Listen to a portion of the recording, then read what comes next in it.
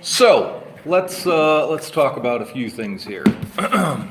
So basically, we're going to talk about something cool and something fun. That was the something fun, and we're working towards that. Let me show you the cool stuff. So we started talking about this idea of higher order programming, of functional programming last class, and I wanted to kind of dig into that a little bit more. So that's what we're going to do today, or at least what we're going to start with today. All right, so let me open up brackets, and go ahead. Let's do.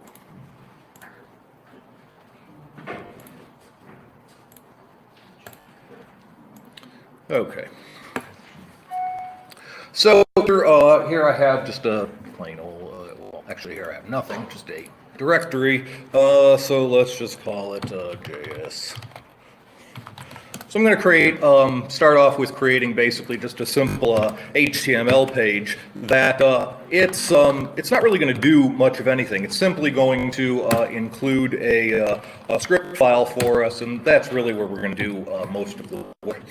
So let me go ahead and create that.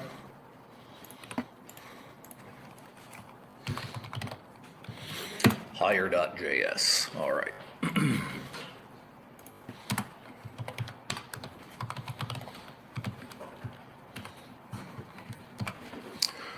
And so that's bless you. And we'll open up our console.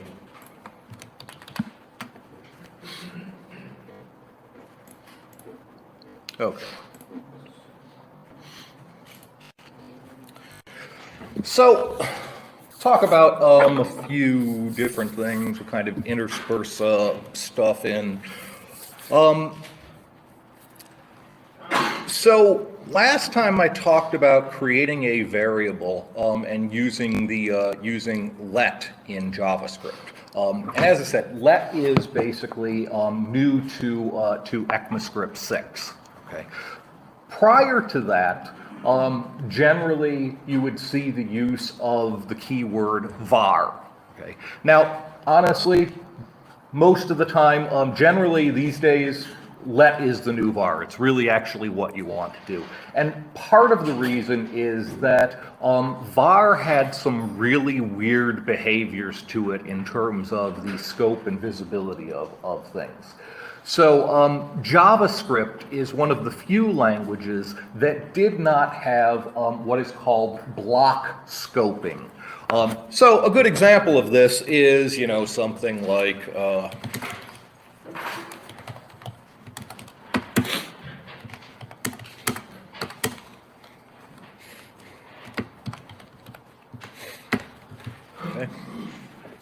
In most programming languages, basically what happens with code like this is that X is local to the then clause that we have here. Basically, we can use X inside there, and pretty much that's it. But JavaScript is a whole can of worms. X not only is not local to that block, it's global. Yeah. Okay. And it gets weirder too, because, for instance, right, notice if I look for the property document.x here, that's all I get. Now, on the other hand, if I decide to run that, really? Did I not? Oh, yeah, you're right. I didn't save it. There we are.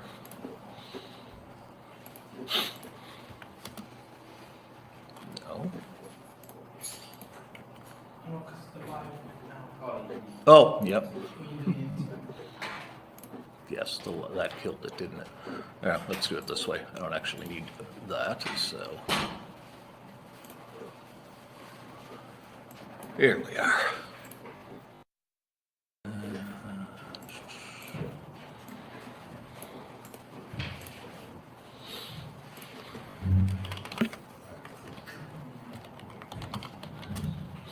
Okay, so we have that. Let's see.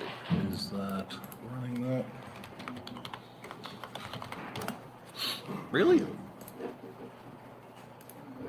Why is it dying over? Why is it not? There's higher. There's JS runner.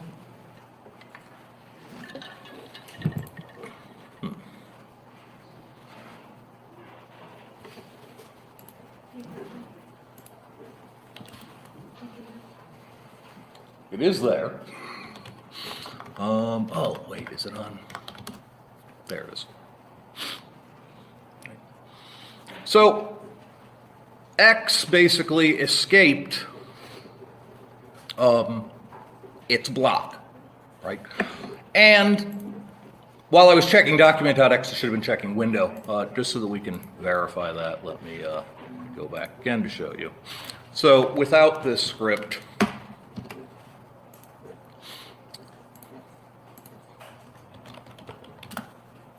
window X is undefined, and then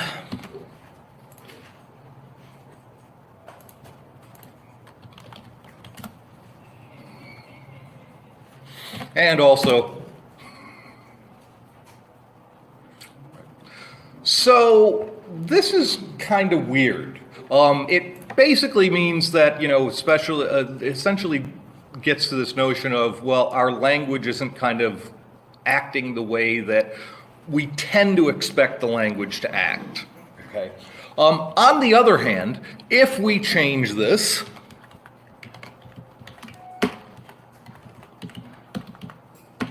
to a let, and again, let me go, okay, so X, nope, okay. Basically, when using a let, we get proper block level scope, okay? So generally, you want to use let as opposed to vars. Also, let doesn't let you sort of re-let a variable. So if I kind of forget, I do a bunch of code and then I go, oh, okay, let's say x is equal to 5. That's actually a proper error, okay? So, so that's part of the reason why we want to use lets as opposed to that. The other, some of the other issues, there's basically with vars and this whole kind of craziness that goes on is referred to as hoisting in JavaScript. So it turns out that, you know, not only is it the case that X actually is global, but in fact you can actually use it then before it's in fact declared and all this other craziness, and it just hurts one's head. So as I said, if you kind of want to get beyond that, just use let. All right. Let's talk about the higher order stuff. So suppose that, no, not var, let. Okay, so suppose that I do create sort of a proper global here, something like nums, and so we'll just insert some things in here. I don't really care. -5, 13, 7, etc. Okay, so there's that, and you know we can go ahead and try to log this. Right, and yeah, there it is, great. We have an array of values, there those things are, okay? So it shouldn't be, hopefully that's not surprising behavior to you. And of course, these are really, you know, proper arrays, so we can do things like, say, output nums sub 1.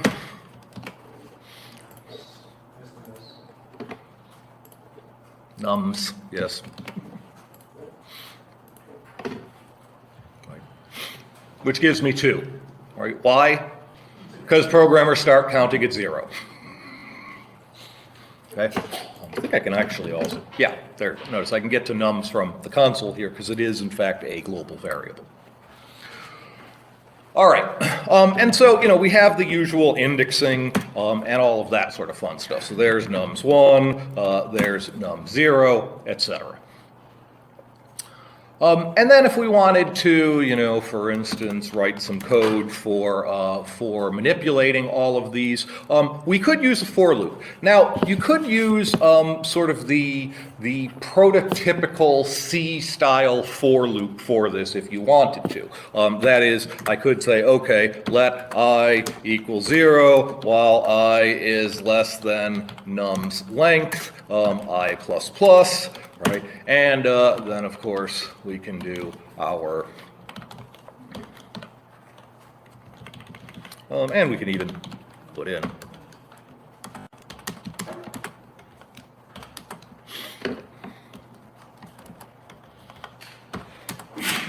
plus you.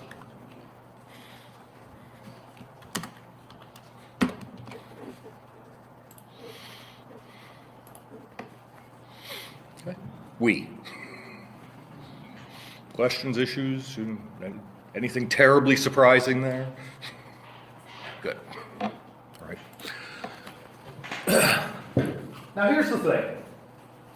For what we're doing here, that's stupid. Why? Well, for a number of reasons. You ever done this? It's late. You've been working on the project for 12 hours straight. You're trying to get it done. You do this, and then what happens, right? You basically go too far. Or, you know, again, early on, you might do something like this. You figure out you're missing one, etc. In fact, this level of stupidity or error is so common, we give it a name. It's the off by one error, right? Programmers, being mere mortals, tend to do this type of thing all the time. But realistically, what is it that we're trying to do with this code? For this code, what we're trying to say is apply some operation to all of the elements in the array. So why should I have to care about the index of these things? Why should I have to manage that? It made sense when C was first developed and computers were big, dumb, and slow. Computer basically filled this room. But now that computers are small, dumb, and fast, still dumb,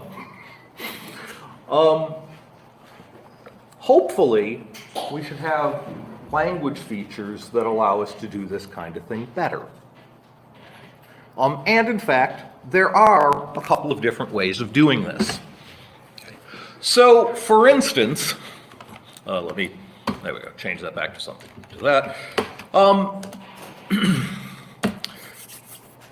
ECMAScript 6 gives us this.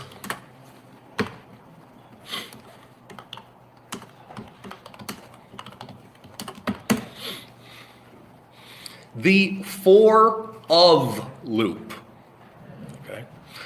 You might have actually seen this. C++ has a variant of this, the ForEach loop. Java also has a ForEach loop. A number of languages kind of have added them or just had them from the start.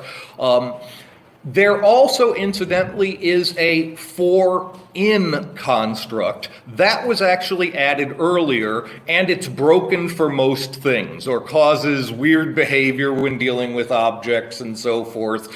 So, again, for of is kind of the new hotness. Basically what happened was they realized that for-in was broken, but as they came up with ECMAScript 6, they didn't want to break existing JavaScript code. So they went, oh crap, a bunch of people wrote code using for-in that relies on the weird behavior of for-in, so we can't change that without work. So now we're just going to create for-of.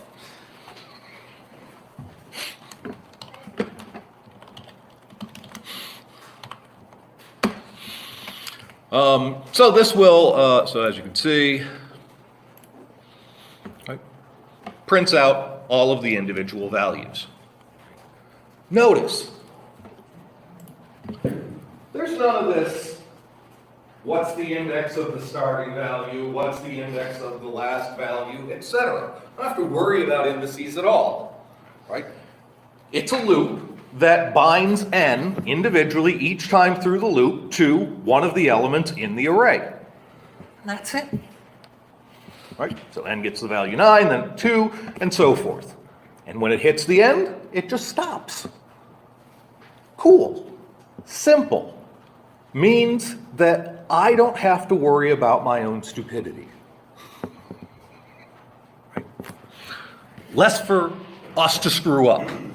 Now, you might say, well, wait a minute, but your other code had that nice thing where it showed the number and the actual index and all of that sort of stuff. And how do you do that? Well, I mean, I could actually sort of build in a counter and all of that sort of stuff. But actually, if I really was going to do that, there's a better way in JavaScript for doing that. And that is the ForEach method that is part of the array class. Okay? So ForEach is a method, and basically it takes a function. It's a function that takes a function as a parameter. I think I can get away with this. Let's see.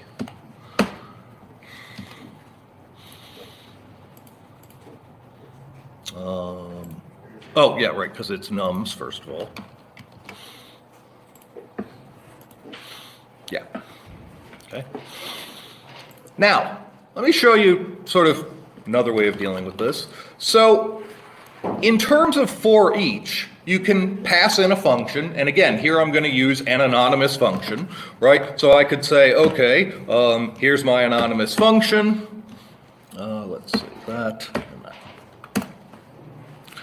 And I can do console log n, right? So pretty much just like this code here.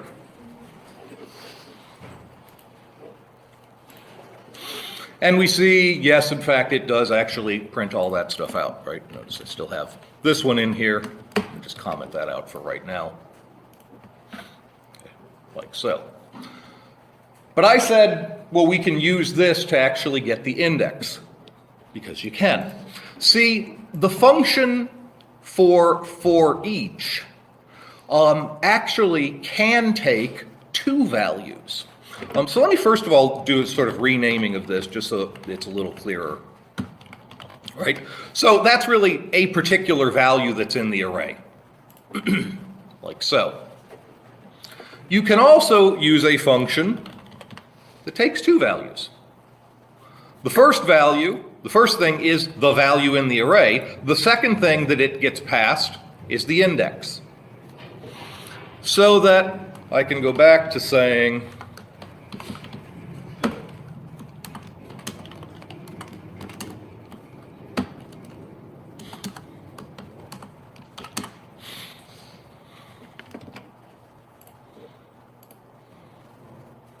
that. So I have my cake and I can eat it too, right? That is, I can get the indices, but I don't have to manage them myself. Again, cool, right? Language features that basically allow us to work with the code in a sort of safer way or a more sane way, if you will. So for each, the for of, which do you use? Well, it kind of depends on what it is that you're trying to do. Also, so a couple of other notions about this, right? Somebody brought it up last time. They said because actually ECMAScript 6 actually has a new notation for this. That's what are called arrow functions. And so what you'll now see are, for instance, this. Basically, you can get rid of the word function there, and essentially you replace that with what is known as the fat arrow. Okay, as opposed to an arrow that uses a single line. Right. So that's just the same thing as the previous one. Okay. And again, we can see that, yes, it really does the same thing.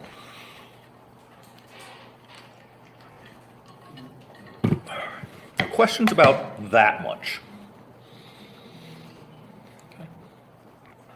Is index a keyword? No, so I can call this whatever I want. If I wanted to do end, right? If I wanted to use the variables foo and bar, I could use that, right?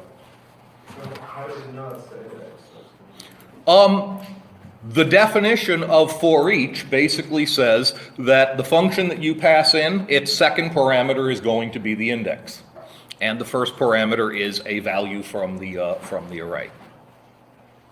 Does it only take 2 parameters, or does it take one? Well, you can use it with one, right? In fact, I showed that. So I can, if I don't care about the index, I don't have to use it.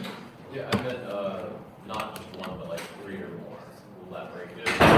3 or more. No, there isn't a version that takes 3 or more, but JavaScript is really kind of loose in terms of the numbers of parameters. So basically, I mean, the fact that I can call for each and pass in a function that only takes 1 parameter is sort of heresy in most languages. Right? Because, like, wait a minute, is it supposed to take a function that takes 2 parameters or 1? Well, whatever. And if you want to send a function that takes 3 or 4 parameters, hey, that's fine too. Those other parameters just won't have values. Again, JavaScript's weird. Okay. So yes.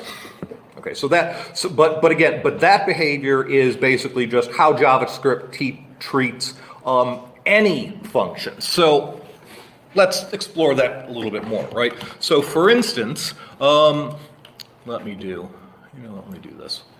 Let me move this kind of up, because I fear that if I start writing down near the bottom, a lot of people aren't going to be able to see. All right. Function foo.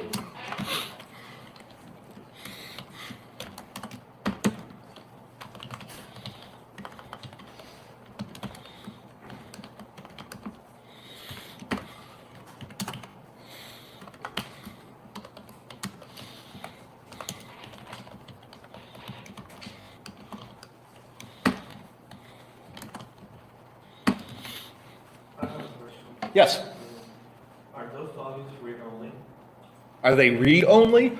You can so you can change them. Let me show you. So let's go back through that. Right. So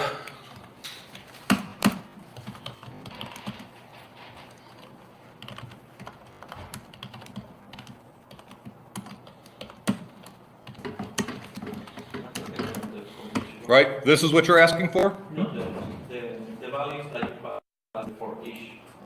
Oh, and for each, can you change the values?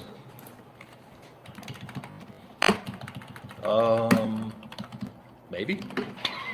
Let's try it. So let's do the arrow. All right, and so we'll say v is equal to v plus or times 2. How about that? Quick question. Yeah. How do you comment everything at once like that? I'm sorry, how did I do what? Comment everything? Oh, so when you select it, control / and control / again, just uncomment it. Thank you. Yes. So this is what you're asking, right? Yeah. No. Okay.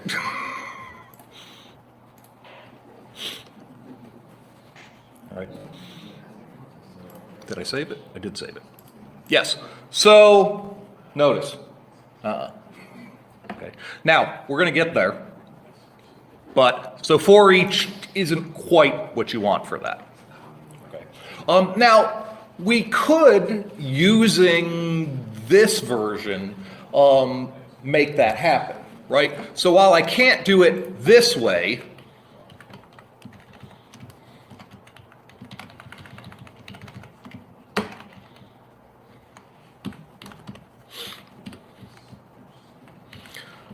I could do this.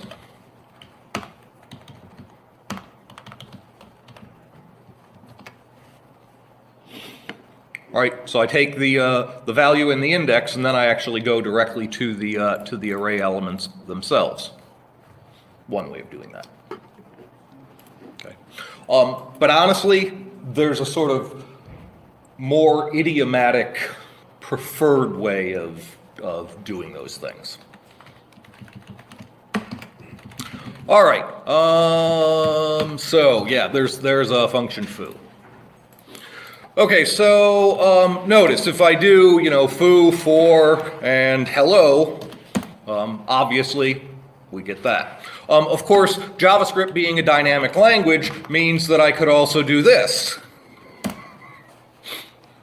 right? Or foo,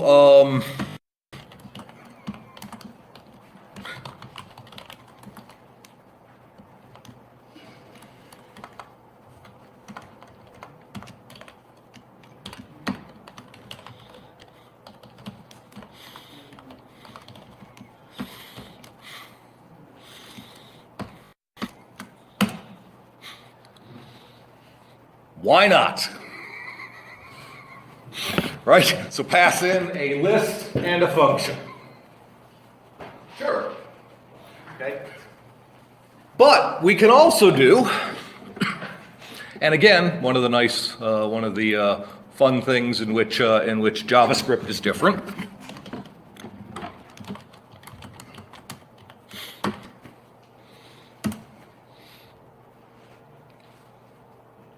Yeah, you want to send extra information? That's fine, I'll ignore it.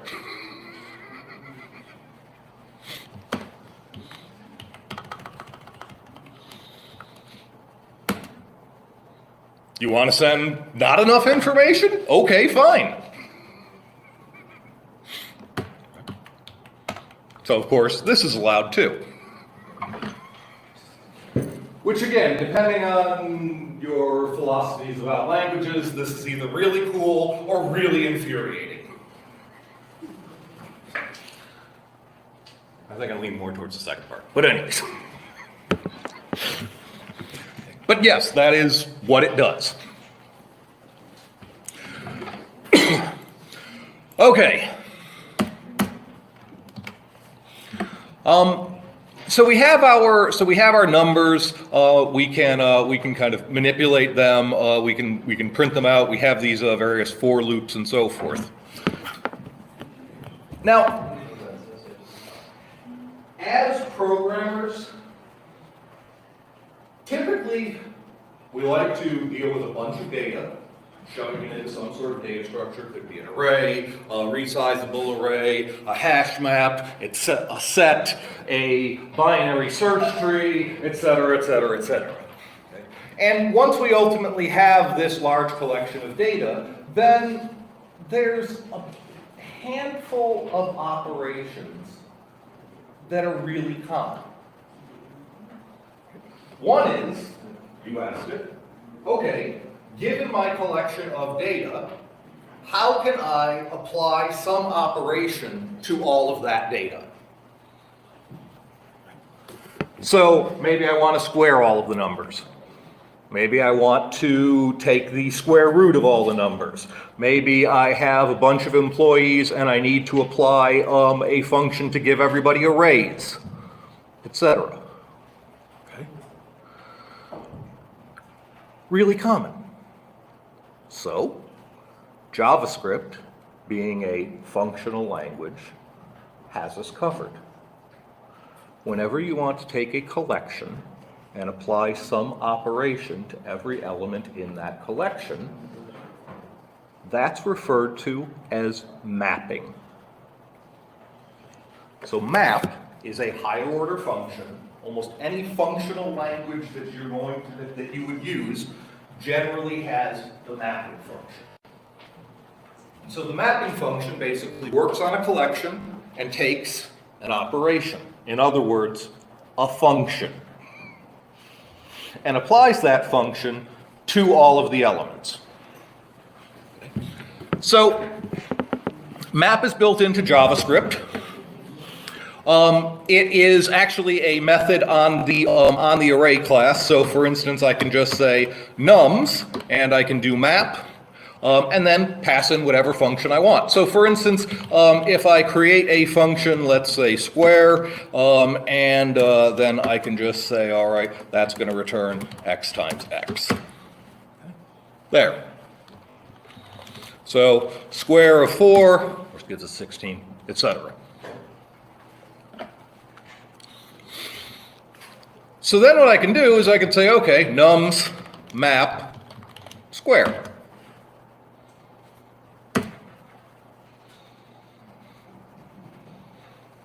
There it is.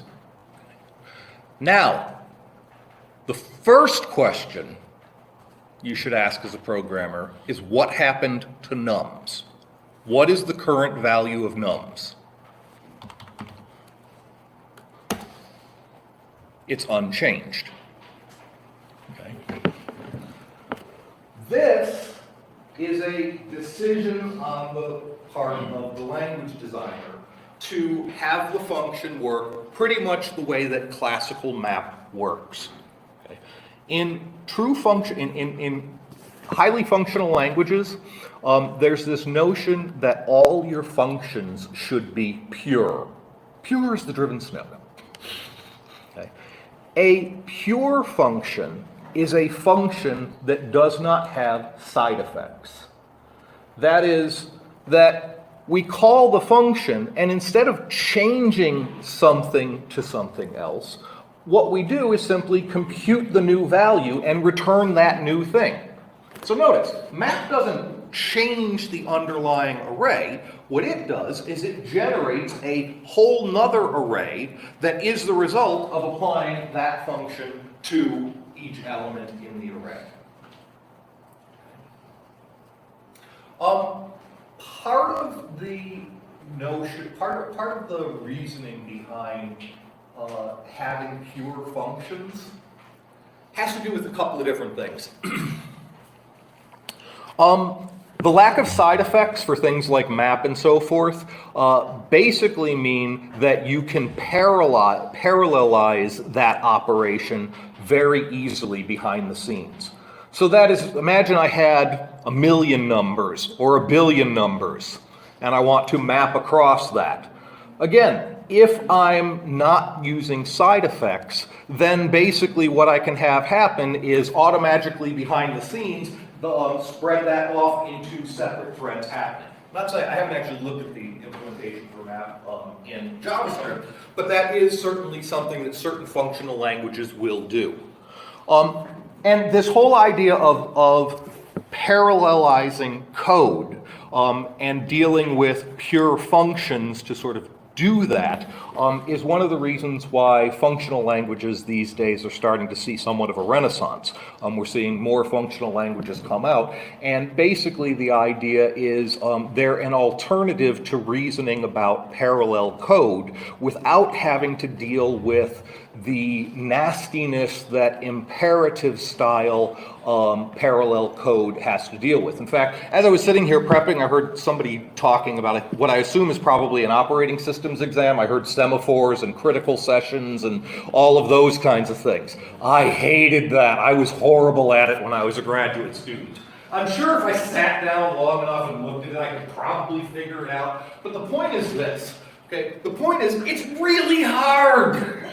Okay, dealing with imperative style parallel code is just hard, right? Because of the mutation. If you take out the mutation and deal with pure functions, then you don't have to resort to things like semaphores and all that other crap. There's better ways of doing it. And so you're seeing languages like Clojure and a number of other things where they use this idea of software transactional memory, which is this really big term for, oh, it's just easy. Okay. So the good news is, if you're struggling with the whole semaphore stuff, yeah, you're a mere mortal, it's fine. And realistically, there's languages that are trying to sort of solve this in other ways. So. Not to cast it, look, they're important because, yeah, you do need to know it for, if you do have to program in C++ or something, then yeah, sure. But anyways, okay. So notice, we can map a function over it, we get back basically a new result. This also means the other thing that mapping allows us to do, and without having side effects, you can also delay this. That is, that you can do this sort of lazily. That is, the function doesn't actually get applied until you actually need the particular values and so forth. Okay, so again, you get lots of sort of speed ups from that sort of thing. Okay. Now, here I showed map with the squaring, with this square function that we wrote. Of course, given that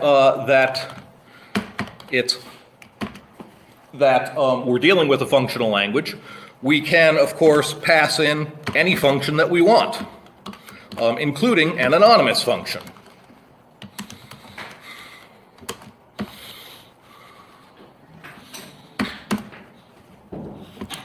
If I actually wrote it properly and not switch my variables halfway through. There we go.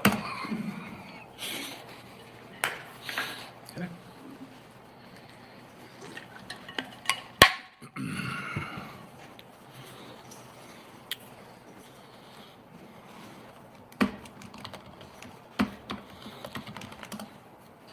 Yeah, it doesn't. Okay.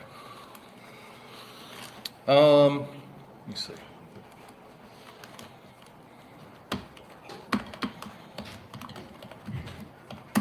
That's what I wanted. All right. This ... again, is ECMAScript 6.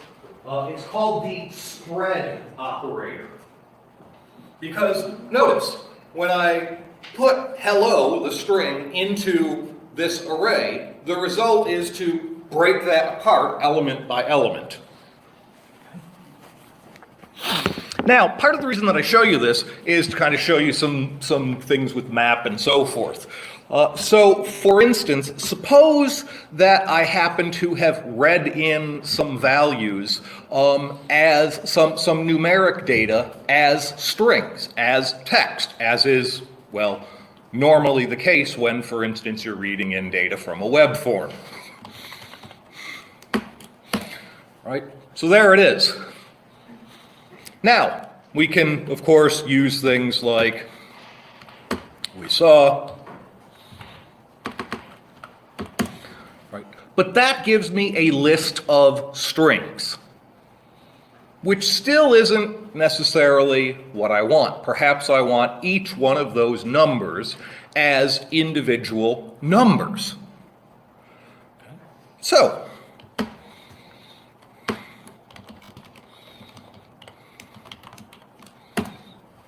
right.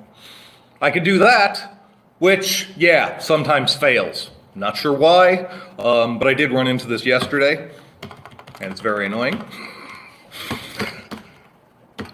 It turns out the fix for this is parse int of n, and then put in the base, basically just writing your own function for that.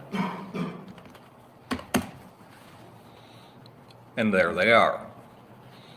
From a list of strings, each of which holds a digit, or each of which holds a number, to a list of actual numbers. Okay. Real quick, real easy. Right? Now suppose I then want to square all of those numbers. Just chain map.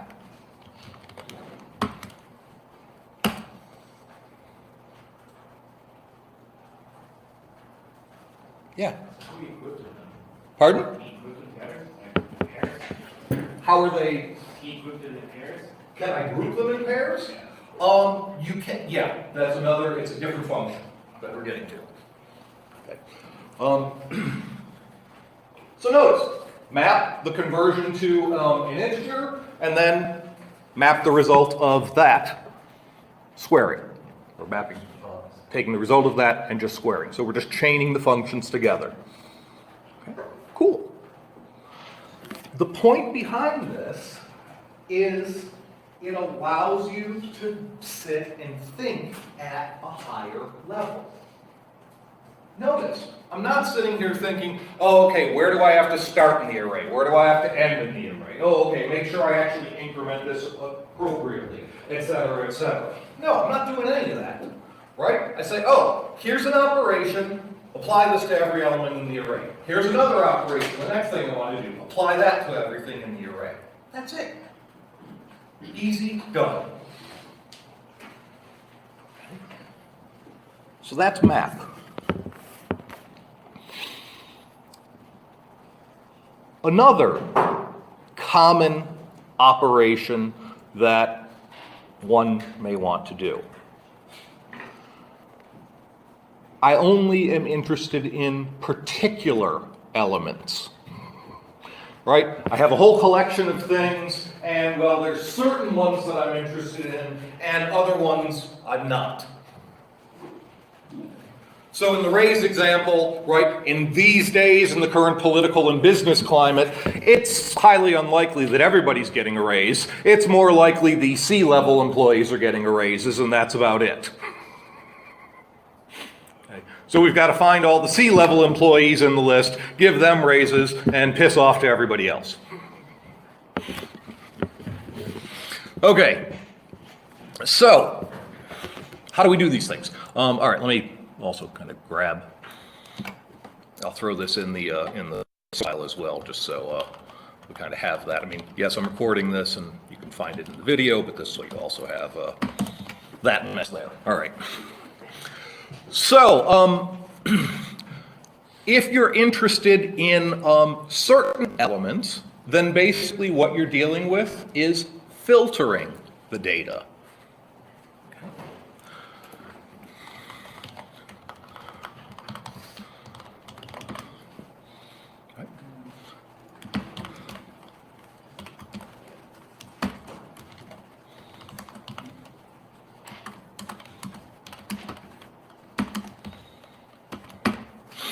What's that give me? Every other index? No. Right? So, first of all, the percent sign is modular arithmetic. Basically, divide by this, tell me what the remainder is. Okay, and so we're saying, okay, divide by 2, and is the remainder 0? In other words, there is no remainder. That's the definition of an even number. Okay, so this function returns true if and only if the number that we pass in is even. Right? Is that right? Yeah, it looks like I only had one even number.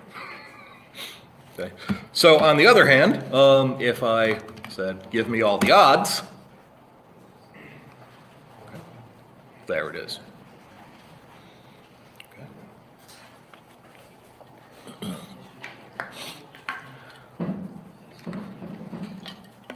So you said it's not affecting like numbers array. So basically, the only way you keep those values is to save the return value. Yeah, right. So I could say let. I could do a let and then create another variable, just assign that in. Yeah. Oh, no, I see it. Right. So I mean and you bring up I mean sometimes the nice thing is look at.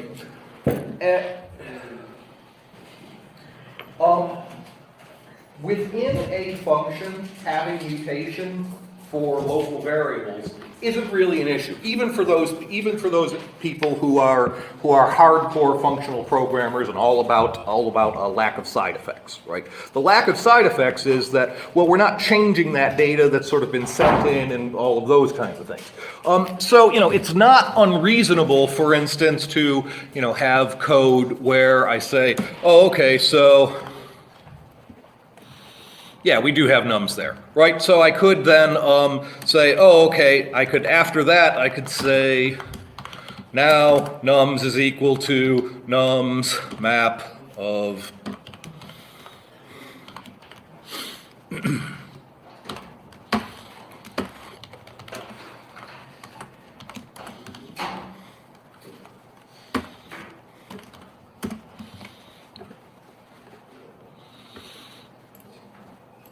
So,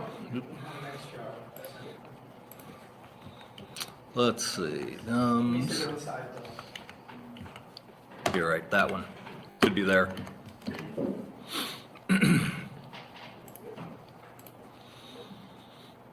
Square is not, where was I using? Oh, I'm using square there, right, in that example, so I should probably put the definition of square into here, square.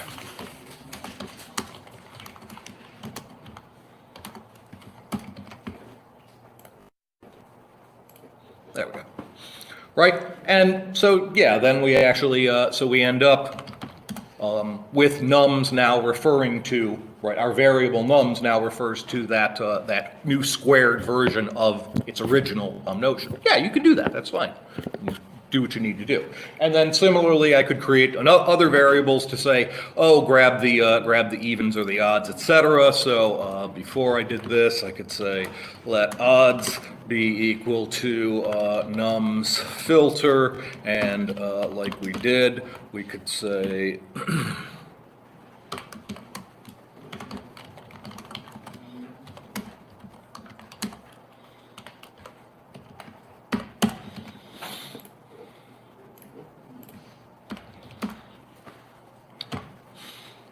so there we are.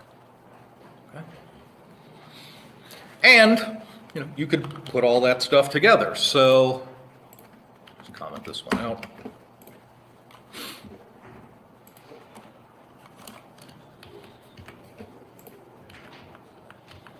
Oh, okay. Nums filter. Oh, let me do this.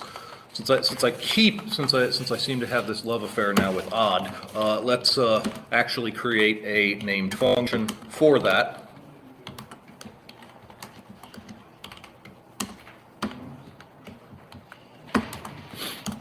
Okay. So there's the odd function, and so then we can do nums filter odd map square.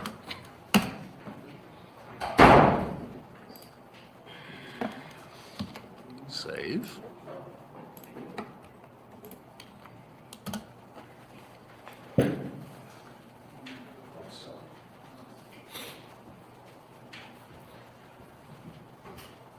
Yes.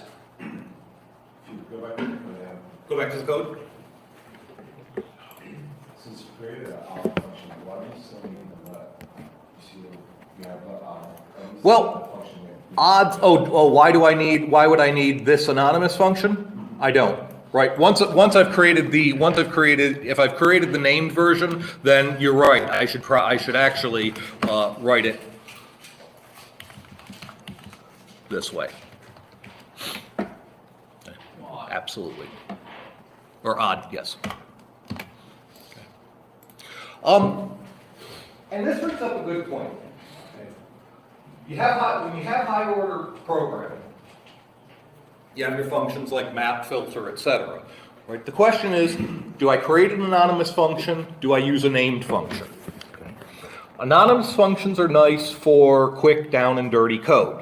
Right? We've seen, you know, okay, if I need to really quick create a function to just print all the things out, okay, great, I can do that. I can wrap that up in a console log, and we're good to go.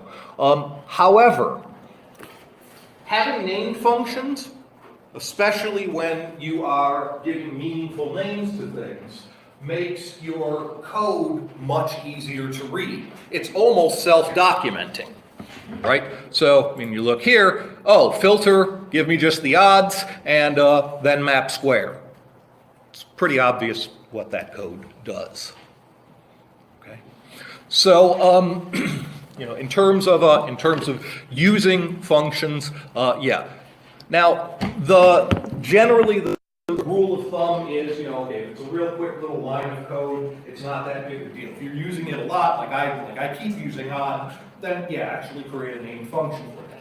If it's more than a line of code, I mean, yeah, you could do an anonymous function for it, but it may be the case that you want to have a separate named function for that. As the complexity gets bigger, you may even want to separate that function into other functions and so forth.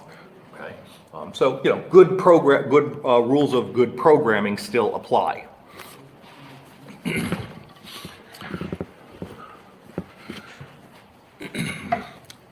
All right. One more. This next function is a little controversial. Well,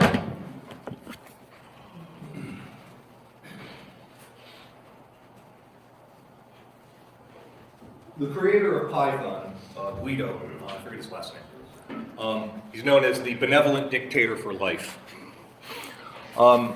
He added, he does have certain functional, he has functional properties in Python. Python has lambdas, has map, Python has filter, and it also at one point had reduce. Guido hates reduce. In fact, he basically tried to sort of pull it from the language altogether. And his reasoning for it, and I can see his point, is that, you know, for all but the sort of simplest example, most of the time you end up having to pull out a piece of paper and pencil and kind of reason it out and draw out exactly what's happening and so forth. But nevertheless, those people who do a lot of functional programming have come to rely on reduce existing. So the classic example with reduce is taking a list of numbers and summing them up. Okay. So for instance, here's num, and I can say nums reduce.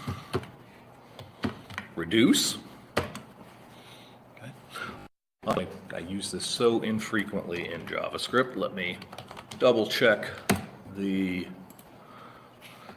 different reduces are different. Just call back, there's the initial value. Okay, cool.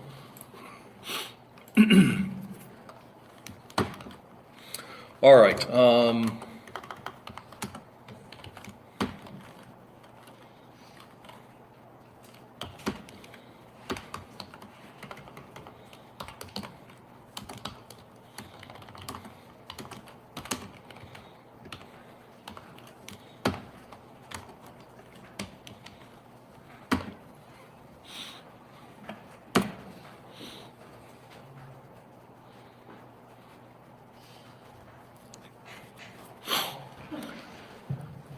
Yeah, it's weird.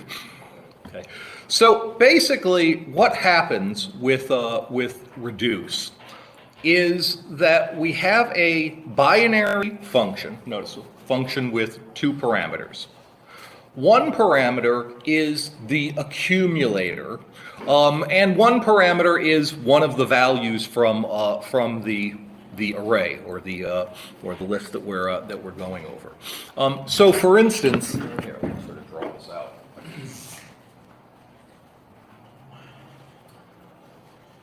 If we have, let's say, a list like this, and we have our function, then basically what we end up with is something like the following. So we had our initial value 0. So reduce of this basically gives us the function of 1 with 0, together with the function on 2 and the result of this, together with the function with 3 and the result of that. There's your reduction. And so if our function was adding, which it basically was, and we started with the additive identity, we end up getting a summation of all of those elements. Reduce is incredibly powerful. It's easy to abuse. As I said, Guido does have a point. I've seen plenty of reduction code where I just shake my head and walk away. But you know, for some limited kinds of values, it actually isn't too bad. There's actually lots you can do with it. And I may actually have you sort of play with some of those ideas in homework. Okay. Questions about that stuff? Let's look at one more. So map, filter, and reduce. Those are sort of the three big higher order functions that you tend to see in function languages for manipulating collections of things, right? And again, basically, it's this idea of, well, you know, what kinds of things are which type of operation are you actually trying to accomplish? Let me show you.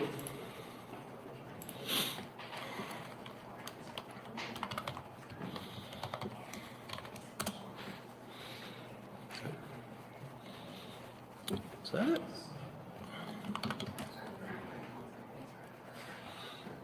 That did not sort notes? No.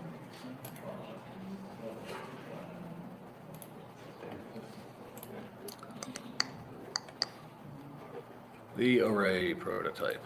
There's a sort, I thought.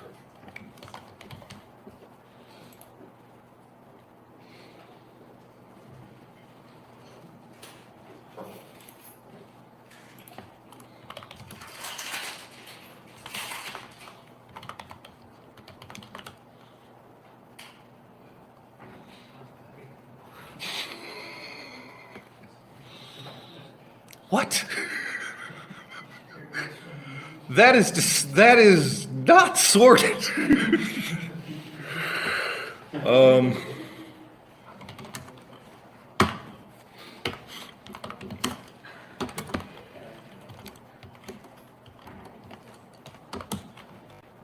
Oh, yes, right.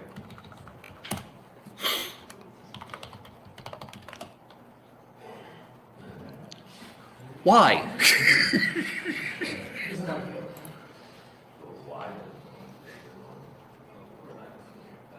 Okay, we'll leave that part alone. Let's talk more. I will go. That's going to bother me all day until I figure that one out. Anyways, okay, so let's talk about sorting though, right? So I can sort the numbers. Well, I guess some of the time. Notice we get them basically from lowest to highest, which is great as long as you want them from lowest to highest. What if I wanted them the other way? Reverse the list. Yeah, you could do that. But the sort function, notice, has a parameter that is a comparison function. So you can define how the sorting is going to take place. Okay. So let me do another example here. So let's do let names, and so we'll throw some names together. So let's say Sam and Cecilia and Max. So there's those.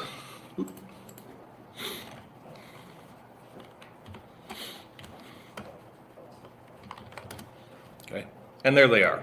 Now, sorting is in fact, does in fact mutate the array, right? That is, if we take a look at the array afterwards, we see, yeah, it has actually been changed. But suppose we want to sort these differently. Suppose we want to sort them maybe in reverse alphabetic order, okay? Or maybe we want to sort them by the length of each string, etc.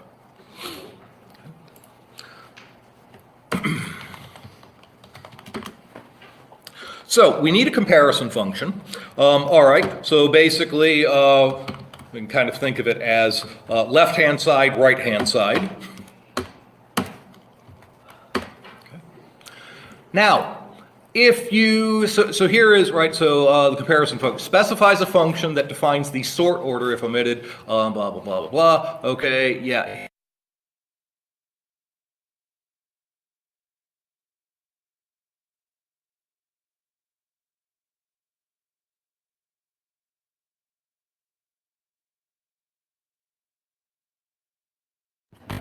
All right. The comparison function, right? Basically, the idea is that it returns a number, okay? So it returns essentially 0 if the two things are equal. It's going to return something less than 0 if A is less than B, and it will return something greater than 0 if A is greater than B. Okay, that's basically what sort sort of expects in terms of that. Okay, so we can do basically stuff like that. So I could have, you know, okay, if LHS is equal to RHS, right, then return 0. Okay, and I could have else if LHS is greater than RHS, right? And since I want to sort in reverse, this is the one where I'm going to actually return a negative number, and then otherwise I'll say, okay, return a positive number.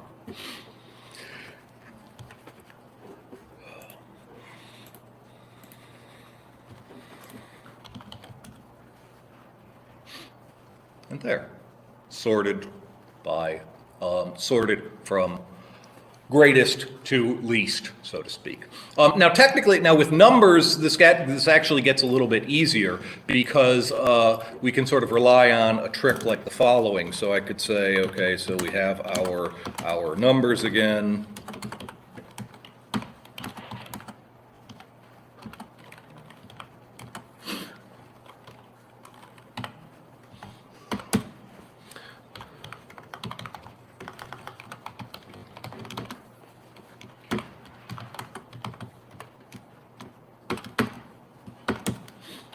Actually, let me tell you what, let's do N and M, just so that you're not thinking that you have to use that. So what we could actually do is something like that.